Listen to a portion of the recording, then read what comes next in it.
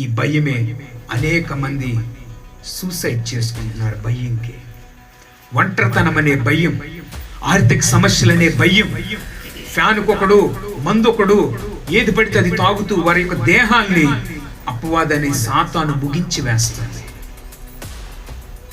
ఒంటరితనం ఒక సమస్య, ఆర్థిక సమస్యలు ఒక సమస్య. నీ ఒంటరివి, నీకెవ్వరు లేరనే ఫీలింగ్ తీసుకొచ్చి అపవాది సాతాను మనుషుల్ని ఇలాగే కలుగు చేస్తుంది. మొన్న హైదరాబాద్లో ఒక సంఘటన జరిగింది. విజయశాంతి రెడ్డి అనేటువంటి ఆమె ఇప్పటికి కూడా కేసు మిస్టరీగానే ఉంది. ఏం జరిగిందో తెలుసా?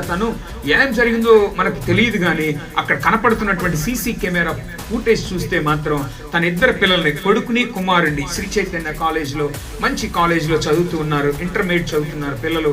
వారి ఇరువురిని తీసుకొని రైల్వే ట్రాక్ మీదకి వెళ్ళిపోయి గూడ్స్ బండి వస్తే దాని కింద ముగ్గురు వెళ్ళి పడిపోయారు. తన బ్యాక్గ్రౌండ్ మనం చెక్ చేస్తే వెల్ ఫ్యామిలీ, సాఫ్ట్వేర్ ఇంజనీర్, తన భర్త దుబాయ్లో ఉంటాడు, మంచి జాబ్, కొత్తగా పిల్లల భవిష్యత్తు కోసం మంచి ఇల్లు కట్టిస్తాడు. పిల్లలేమో హాస్టల్లో ఉండి చదువుకుంటారు, భర్త ఏమో అక్కడ దుబాయ్లో ఉంటాడు. తను ఒంటరిగా ఉంటుంది.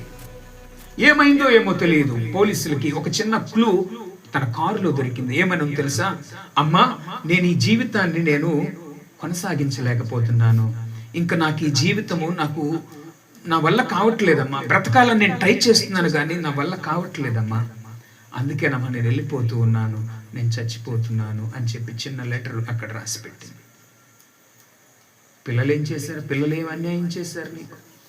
ఎంత చక్కగా ఉన్నారో పిల్లలు, చూస్తే అసలు ముచ్చటేసేటట్టున్నారు పిల్లలు. మరి ఏం చేసిందో తెలియదు. తను స్కూల్ దగ్గరికి, కాలేజీ దగ్గరికి వెళ్ళి మధ్యాహ్నం సమయంలో వెళ్ళి పిల్లల్ని, మనిషి చనిపోయాడని చెప్పి పాపం తీసుకుంది. ముందు కారులో ఎక్కించుకుంది. తర్వాత కుమారుడు వేరే చోట చదువుతాడు, కుమారుని తీసుకుంది, కారులో ఎక్కించుకుంది. అందరూ కలిసి వచ్చిన తర్వాత మరి పిల్లలకు చెప్పిందో లేదో తెలియదు మనకి. ఒకవేళ చెప్పినా, మమ్మీ ఇలా చేయటం తప్పు మమ్మీ, చచ్చిపోవటం తప్పు మమ్మీ, అలా చెయ్యకూడదు మమ్మీ అని ఇంటర్మీడియట్ చదివే పిల్లలు ఎందుకు ధైర్యాన్ని ఇవ్వలేకపోయారు తన తల్లికి? ఒకవేళ చెప్పినా కూడా మా మమ్మీని మేము విడిచిపెట్టి ఉండలేమని అన్నారేమో పిల్లలు, మనకు తెలియదు.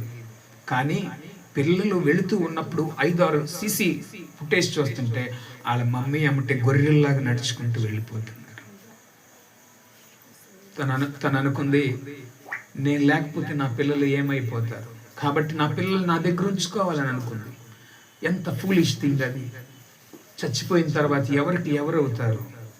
చచ్చిపోయిన తర్వాత కూడా కలిసి ఉండటం అనేది హైలీ ఇంపాసిబుల్. అది